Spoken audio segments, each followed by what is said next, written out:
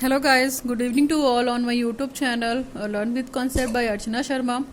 I hope आप सभी अच्छे होंगे, अपने घर पे होंगे, सेफ होंगे, सुरक्षित होंगे। नाउ आज का टॉपिक स्टार्ट करते हैं। और आज का टॉपिक जो है वो कोर्स 6 से रिलेटेड है, पीडागॉगी नहीं है। आज के टॉपिक में जेंडर, स्कूल एंड सोसाइटी के बारे में ही एक टॉपिक है हम जिसके बारे में डिस्कस करेंगे। Unit third. यूनिट थर्ड में क्या है, काफ़ी इंपॉर्टेंट है ये टॉपिक, पूछा जाता है क्वेश्चंस, शॉर्ट में भी आता है, लॉन्ग में भी आता है।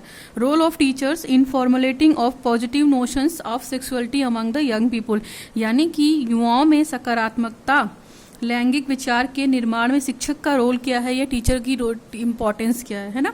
आपको टीचर्स की इम्पोर्टेंस, उसका रोल बताना है। तो हम अगर टीचर की बात करते हैं तो आपको पता है कि टीचर या शिक्षक शब्द ऐसा शब्द है जो एक अपने आप में बहुत बड़ा आदर्श है, जिसको हम बड़े भाषा के थ्रू समझा नहीं सकते हैं। ठीक है, तो अभी हम थोड़ा सा डिस्कस करते हैं कि टीचर्स के बारे में क्या है। Teacher plays a very important part. Teacher हमारी लाइफ में बहुत इंपॉर्टेंट रोल प्ले करता है, हमारे आइडियाज़ को, हमारे विचार को, ठीक है, हमें क्या चेंजेस लाने हैं, ये सारी चीज़ें बहुत अच्छे से इनोवेट करता है वो। ठीक है, सही गलत के बारे में बताता है, सत्य असत्य के बारे में बताता है। ठीक है, टीचर और स्टूडेंट का जो रिलेशनशिप होता है बहुत ही पवित्र होता है, ठीक, पिता और पुत्र की तरह होता है।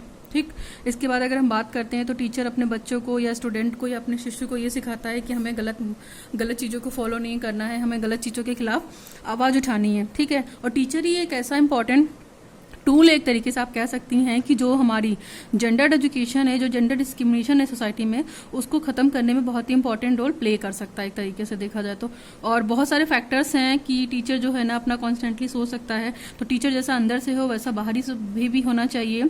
टीचर एक कह सकते हैं आप कैंडल की तरह काम करती है, जो खुद तो मेल्ट होता रहता है बट उस अपने प्रकाश से सबको जगमगाता रहता है। तो टीचर के बहुत सारे रोल हैं, संज्ञाएँ हैं, उसकी अपनी अपनी डेफिनेशन है और उसका माइंड सेटअप है। तो हम टीचर के बारे में ही पढ़ेंगे यहाँ पे। मैंने थोड़ा सा टीचर के बारे में बोला है, जो जितना भी बोलेंगे उतना कम है।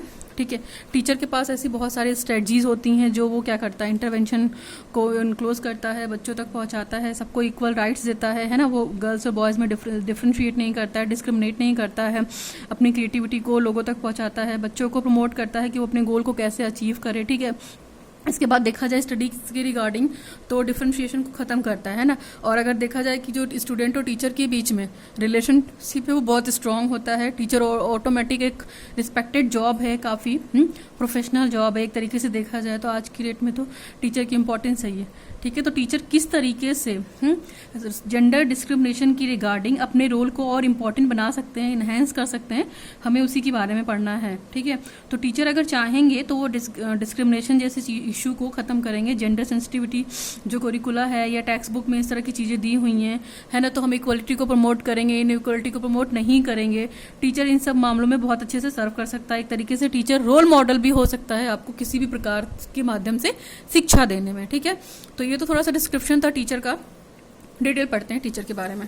तो टीचर को हम गुरु भी कह सकते हैं। ठीक है, आपको पता है गुरु जो क्या करता है, गुरु के अंदर अपना एक बड़प्पन होता है। आचार्य की बात करते हैं तो आचार्य क्या होता है, शिक्षा देता है। ठीक है, उपाध्याय करता है, उपाध्याय का काम क्या होता है, जो अध्यापन का कार्य करता है। शिक्षक जो शिक्षा दे। और इसके बाद टीचर का काम क्या करता है, टीचर का काम भी वही है, शिक्षा प्रदाता है। और पंडित जी का काम भी शिक्षा के लिए। तो इन सब का देखा जाए तो अल्टीमेट मोटिव क्या है, हमारा एजुकेशन ही देना है। ठीक है, हम अलग अलग दिशाओं में इसे प्रमोट करते हैं या अलग अलग रोल मॉडल के हिसाब से करते हैं, तो सभी ये शिक्षा से ही रिलेटेड है। हम गुरु भी बोलेंगे तो भी शिक्षक होगा, आचार्य बोलेंगे तो भी शिक्षक होगा, उपाध्याय, शिक्षक, टीचर, पंडित जी, तो ये सब अलग अलग शब्द हैं, अलग अलग संज्ञाएं हैं एक तरीके से देखा जाएगा, तो जो हम टीचर के लिए यूज़ करते हैं। और अगर आप बहुत ज़्यादा डिटेल में जाएंगे तो थोड़ा सा हम लास्ट में डिस्कस कर लेते हैं कि जितने भी वेरियस पीरियड हैं हमारे, चाहे वैदिक हो, बौद्ध हो, एंशिएंट टाइम हो, मीडियोवल टाइम हो, ब्रिटिश टाइम हो, बिफोर इंडिपेंडेंस हो, आफ्टर इंडिपेंडेंस हो, तो ये सारी चीज़ें हम थोड़ा सा डिस्कस कर लेंगे बाद में। अभी हम अपना मेन मोटो पढ़ते हैं, जो हमारा मेन टॉपिक है ना, कि रोल को कैसे इन्हेंस करना है। तो आपको पता है कि टीचर हमारे सराउंडिंग होता है और चाइल्ड सेंटर में होता है। तो ये इस तरह के एजुकेशन सिस्टम फॉलो कर रहे हैं कि चाइल्ड सेंटर्ड एजुकेशन हो गई है, टीचर बच्चे की रिक्वायरमेंट, इंटरेस्ट और एबिलिटी और नीड के हिसाब से पढ़ा रहा। नाउ अगर हम टीचर की बात करते हैं तो देखते हैं, अगर अकॉर्डिंग टू एडम्स एक फिलोसोफर हैं, शिक्षा शास्त्री हैं, उन्होंने ये बोला है कि टीचर और स्टूडेंट के बीच में जो एजुकेशन प्रोसेस होता है वो बाईपोलर प्रोसेस कहलाता है। बाईपोलर प्रोसेस मतलब दो पोल हो, एक टीचर होगा, दूसरा स्टूडेंट होगा, और उनके बीच में एजुकेशन का प्रोसेस चलेगा। तो आप इस फ्लो चार्ट के माध्यम से समझ सकते हैं। और डीवी का क्या कहना है, ये किसने कहा था, एडम्स ने। आप अपनी एजुकेशन की डेफिनेशन में या इस तरह की चीज़ों में इसको ऐड कर सकते हैं, बहुत अच्छा हो जाएगा। ठीक, एक दूसरा है अकॉर्डिंग टू जॉन डीवी के हिसाब से जो है वो ट्राईपोलर प्रोसेस है, यानी कि शिक्षा और एजुकेशन और टीचर के बीच में रिलेशनशिप कैसा होगा, वो ट्राईपोलर प्रोसेस होगा। टॉप पे टीचर होगा, फिर यहाँ पे स्टूडेंट होगा, कोरिकुलम होगा। कोरिकुलम की जगह हम सोशल एनवायरनमेंट को भी इंक्लूड कर सकते हैं। तो ये तो था हमारा टीचर के रिगार्डिंग, ठीक है, जनरल। अभी हम बात करते हैं, हम यहाँ पे बात कर रहे हैं कि जो पॉजिटिव नोशंस हैं वो sexuality among the young people, यानी कि युवाओं में क्या पॉजिटिव नोशन है, किसके लिए, जो जेंडर डिस्क्रिमिनेशन है वो क्यों है, उसको कैसे खत्म कर सकते हैं, उनकी सोच कैसी है, और उनकी सोच को प्रमोट करने में टीचर का क्या रोल है ना, टीचर कैसे कर सकता है। तो सबसे पहले अगर देखा जाए तो हमारी जो जनरेशन है इंडिया बहुत ही शक्तिशाली है, एक तरीके से देखा जाए तो प्रोस्पेरियस नेशन है, ठीक है, ह्यूमन रिसोर्सेज बहुत ज़्यादा है। ऐसा नहीं है कि केवल इंडिया में ही है, अगर पूरे विश्व की भी बात करते हैं, पूरे नेशन की भी बात करते हैं, तो यूथ जनरेशन ही रिस्पॉन्सिबल होती है अपनी कंट्री के भविष्य को निर्धारित करने के लिए, है ना। तो जितना अगर मान लीजिए यूथ अपनी जिम्मेदारी संभाल लेंगे तो हमारी कंट्री अच्छे से प्रोग्रेस करेगी। यानी कि तो हमें करना क्या चाहिए, हमें यूथ जनरेशन को प्रमोट करना चाहिए शिक्षा के लिए, अच्छी चीज़ों के लिए, डिस्क्रिमिनेशन को ख़त्म करने के लिए आगे आना चाहिए, ठीक है। थोड़ा बड़े बुजुर्गों से राय लेकर, उनसे मतलब डिस्कशन करके, उनकी बातों को सुनकर, उनके एक्सपीरियंस को अपने अंदर लाना चाहिए, ठीक है। और अगर वो चीज़, इन सब चीज़ों को नहीं सुनेंगे और अपने हिसाब से चलेंगे तो कहीं ना कहीं यूथ क्या करेगा कि उसका जो डायरेक्शन होगा वो कंट्री के लिए ख़त्म हो जाएगा, या प्रॉपर कर नहीं पाएगा, या किसी और वे में जाएगा तो वो गलत ही करेगा और गलत हो जाएगा, ठीक है। तो इसलिए क्या करना है, युवा जो यूथ की रिस्पॉन्सिबिलिटी होती है, एक साथ वो कलेक्ट होकर देखें कि उनको किस किस चीज़ों की रिक्वायरमेंट है, वो क्या क्या चीज़ें इंप्लीमेंट कर सकते हैं जेंडर डिस्क्रिमिनेशन के रिगार्डिंग, ठीक है। तो ये यूथ जनरेशन है, और हम एक तरीके से देखा जाए तो हमारी जो कंट्री है उसका डेवलपमेंट यूथ के हाथों में ही है, वही सब कुछ बहुत अच्छे से कर सकता है। हम कुछ पॉइंट्स डिस्कस कर लेते हैं, पॉजिटिव पॉइंट्स एक तरीके से। तो यहाँ पे टीचर का रोल है, टीचर को हम ये सजेशन दे सकते हैं, है ना, डिस्क्रिमिनेशन के रिगार्डिंग। तो सबसे पहला है लाइबरल अप्रोच। लाइबरल अप्रोच का मतलब है कि टीचर का जो सकारात्मक दृष्टिकोण होना चाहिए, उदार होना चाहिए, ठीक है।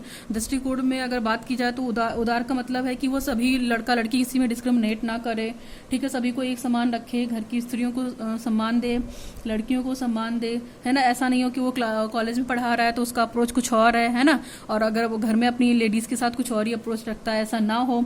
उन लोगों के सामने, विद्यार्थियों के सामने अपने एग्जाम्पल देने चाहिए कि हाँ, लड़का और लड़की एक समान है, वो दोनों लोग सारे काम मिल के कर सकते हैं और अच्छा हो सकता है। तो अतः शिक्षक को अगर देखा जाए तो उदार दृष्टिकोण का परिचय देना चाहिए, ठीक है, जहाँ पे वो पढ़ा रहा है या जहाँ पे वो कार्यरत है, तो एफर्ट करते रहना चाहिए।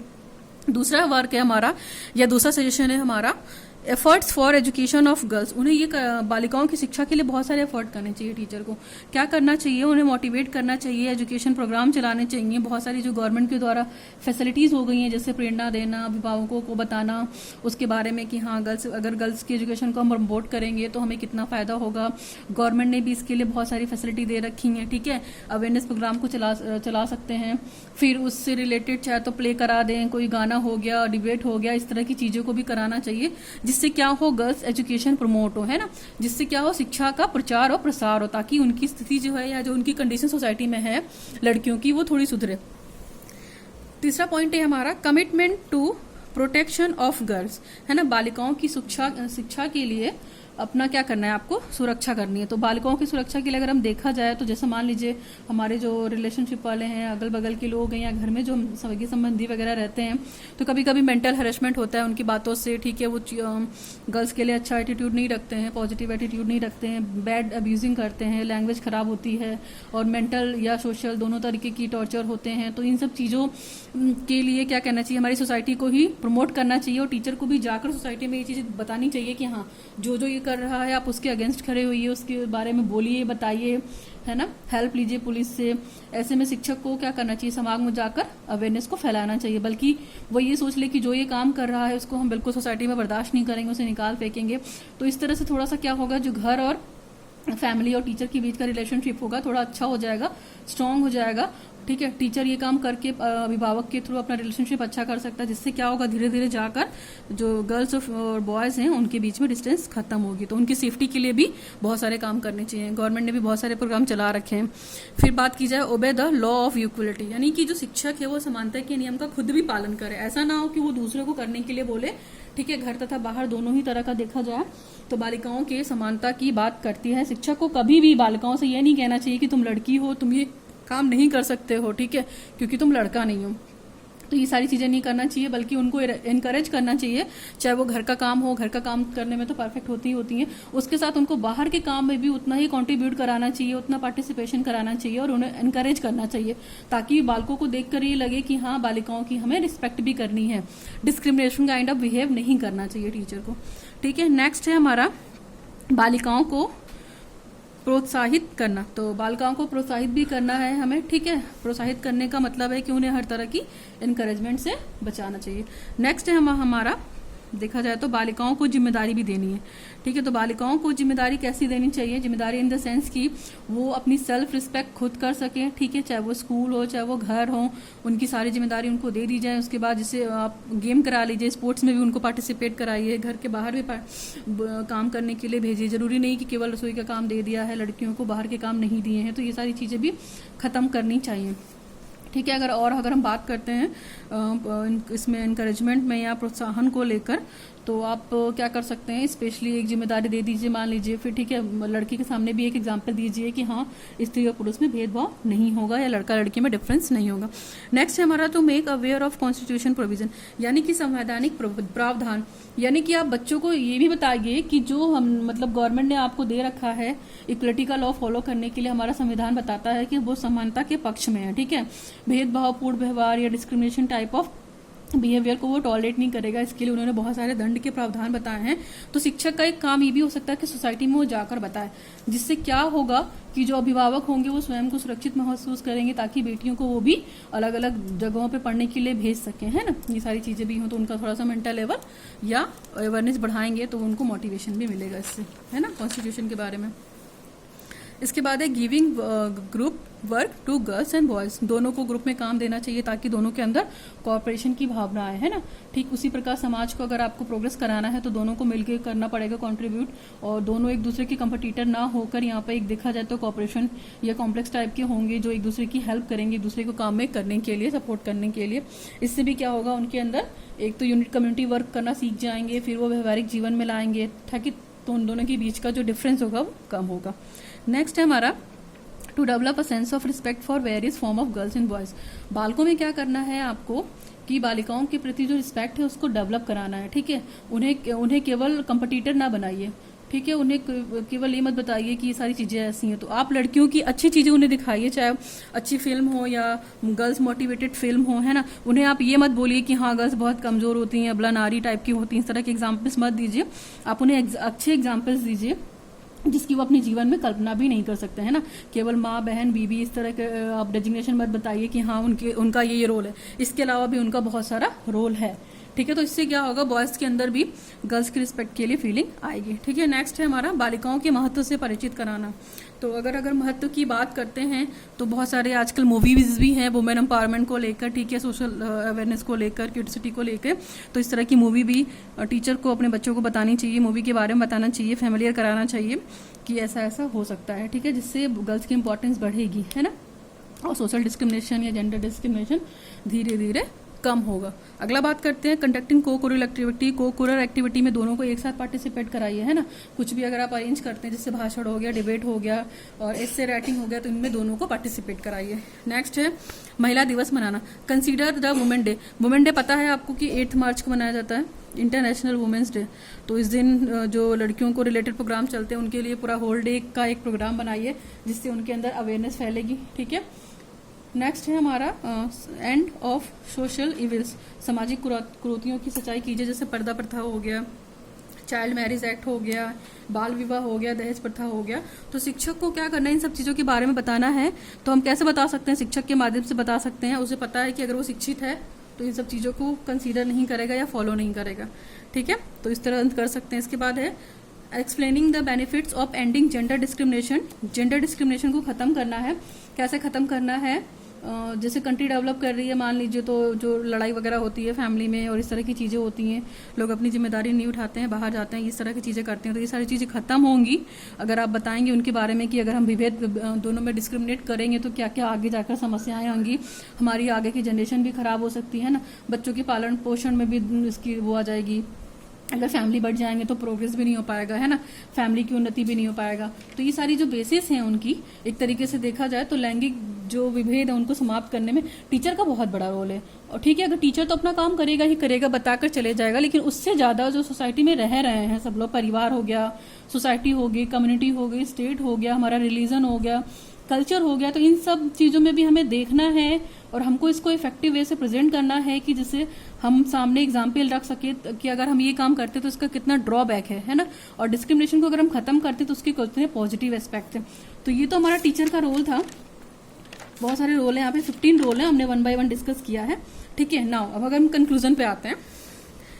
कंक्लूजन पे अगर हम आते हैं तो स्त्री पुरुष का जो भेदभाव है वो काफ़ी टाइम से चला आ रहा है स्पेशली। और अगर पहले के टाइम पे देखा जाए तो जैसे अबॉर्शन वगैरह हो जाते थे, गर्ल या फीमेल चाइल्ड होती थी फीटस में, तो ये सब चीज़ें अब खत्म हो गई हैं। इसके लिए लीगल लॉज बन गए हैं, कानून भी बहुत सख्त है, इसके लिए स्टेट भी बहुत सख्त है।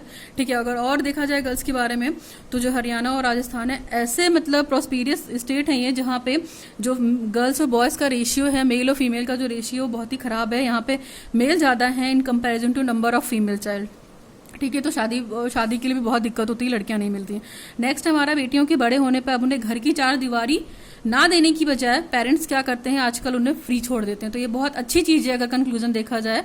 ठीक है, तो हम उन्हें बॉन्ड करके ना रखें, अच्छी चीज़ें दें, हमें सोसाइटी में जो वो करना चाहते हैं उन्हें करने दें, उन्हें भी लड़कों की तरह अपॉर्चुनिटी दें, इक्वल अपॉर्चुनिटी दें, तभी जाके सेक्सुअल डिस्क्रिमिनेशन या जेंडर डिस्क्रिमिनेशन खत्म होगा। ठीक है, सामाजिक कार्य जैसे हो गया और इनको खत्म किया जाए, जैसे पर्दा प्रथा खत्म किया जाए, जल्दी शादी करना खत्म किया जाए।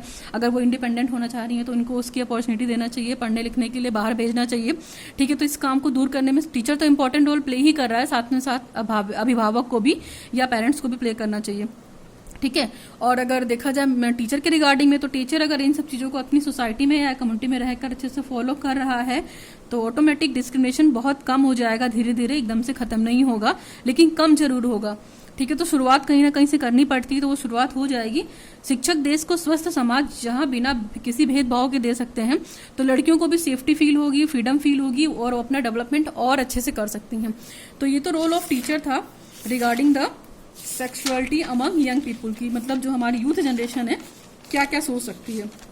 ठीक है, अगर आप रोल ऑफ टीचर में जनरली बात करेंगे हम, तो यहाँ पे जैसे वेरियस पीरियड्स की बात करते हैं, role of teacher in various period time. ठीक है, तो सबसे पहला टाइम जो हमारा था एंशिएंट टाइम होता है, दूसरा मुस्लिम है, तीसरा ब्रिटिश है और मॉडर्न। ये सारे टाइम में टीचर का अपना अपना अलग एक रोल था। तो अगर एंशिएंट टाइम की कैटेगरीज करते हैं तो वैदिक और बौद्ध पीरियड आता है। ठीक है, तो वैदिक और अगर बौद्ध में देखेंगे हम, सबसे पहले मान लीजिए वैदिक पीरियड का डिस्कशन करते हैं, तो आपको पता था टीचर को यहाँ पे गुरु कहते थे। ठीक है, यहाँ पे गुरु कहते थे और टीचर जो था यहाँ पे टॉप रोल पे था। ठीक, टॉप रोल में टीचर का काम था और गुरु कहते थे। और शिक्षा कहाँ देता था? गुरुकुल में देता था। ठीक है, ये गुरुकुल में शिक्षा देता था। तो यहाँ पे जो टीचर का काम था वो बहुत ही रिस्पेक्टेड था। और जो एजुकेशन देता था टीचर ओरल मीडियम से देता था, रिटन कुछ भी नहीं था। ठीक है, ओरल मीडियम में गुरुकुल बना लिया और उस गुरुकुल में जाकर शिक्षा दी। तो यहाँ पे भी ये था कि फीमेल टीचर की इतनी इंपॉर्टेंस नहीं थी, मेल की इंपॉर्टेंस थी, लेकिन हाँ जो रिलेशनशिप था वो सन एंड फादर की तरह था। जो टीचर और स्टूडेंट के बीच का रिलेशन था वो सन और फादर की तरह था। तो जो जितने भी शिक्षक थे या टीचर थे वो अपने बच्चे को, अपने स्टूडेंट को अपने बेटी की तरह ट्रीट करते थे, तो वो सारी रिस्पॉन्सिबिलिटी करते थे। वैदिक काल में ही एक और काल आता है बौद्ध पीरियड, है ना, एंशिएंट में, लेकिन यहाँ पे कंडीशन इतनी अच्छी नहीं थी टीचर की। बौद्ध में तो और ही खराब होगी क्योंकि यहाँ फीमेल की कोई बात नहीं की। तो जो बौद्ध में शिक्षा दी जाती थी वो मठ में दी जाती थी, है ना, मठ या विहार होते थे, तो वहाँ पे भिक्षुड़ी और भिक्षुड़ शिक्षा देते थे, लेकिन फीमेल भिक्षुड़ नहीं अलाउ थी। बहुत ही गिने चुने लोग थे जो वहाँ पे आके शिक्षा देती थी। ठीक, तो बौद्ध पीरियड में भी अगर देखा जाए, बौद्ध पीरियड जो हमारा था उस टाइम में भी शिक्षा का यही रोल था। तो यहाँ पे शिक्षा की इंपॉर्टेंस उतनी ही दी जाती थी जितना वो थे। इसके बाद हमारा आता है मुस्लिम पीरियड। ठीक है, तो मुस्लिम पीरियड में अगर हम बात करते हैं तो मुस्लिम पीरियड का जो मेन मोटो था वो रिलीजन को फैलाना था, यानी कि जो उनका रिलीजन है, रिलीजन एंड कस्टम, ठीक है, इसको वो प्रमोट करने में लगे हुए थे। शिक्षा की तो इन्होंने बात ही नहीं की थी, वो अपना पहले धर्म का प्रचार प्रसार कराना चाह रहे थे और यहाँ पे कट्टरता भी बहुत ज़्यादा थी। ठीक है, बहुत ही गिनी चुनी लेडी, चाहे रजिया सुल्तान की बात कर लीजिए आप या बेगम की बात कर लीजिए, ऐसे बहुत सारी लेडीज़ थी जो उनके अंदर ये था कि मतलब उस टाइम पे शिक्षित थी, मतलब, और उनको भी शिक्षा कैसे मिली थी, जैसे नूरजहां हो गई, रजिया सुल्तान हो गई, चांद बीबी हो गई और जीजाबाई, मुक्ताबाई, ये सब क्या थी उस समय की लिटरेट लेडीज थी। लेकिन इनको भी शिक्षा कैसे मिली थी कि वो पर्दे के अंदर रहकर ही शिक्षा लेती थी। ठीक है, और उस टाइम पे अगर देखा जाए तो मकतब व मदरसे होते थे, जैसे मकतब की बात करते हैं हम, तो मकतब में क्या होता था कि भी यहाँ पे प्राइमरी एजुकेशन दी जाती थी, ठीक, और दूसरा होता था मदरसा, मदरसा में सेकेंडरी एजुकेशन दी जाती थी। तो बहुत सारी लड़कियां प्राइमरी तो ले लेती थी, लेकिन सेकेंडरी एजुकेशन में उन्हें बहुत दिक्कत होती थी, यहाँ भी कंडीशन बहुत खराब थी, ठीक। तो अगर देखा जाए तो यहाँ पे तो डेवलप था। इसके बाद हमारा जो पीरियड आता है वो ब्रिटिश पीरियड आता है। हाँ, ब्रिटिश पीरियड में थोड़ा सा एजुकेशन सिस्टम अच्छा इसलिए हुआ क्योंकि यहाँ पे डच कंपनी हो गई, मिशनरी हो गई, ये सब 1600 ईसा में यहाँ पे इंडिया में आ गए थे, जहाँ पे इन्होंने अपना बिजनेस स्टार्ट किया।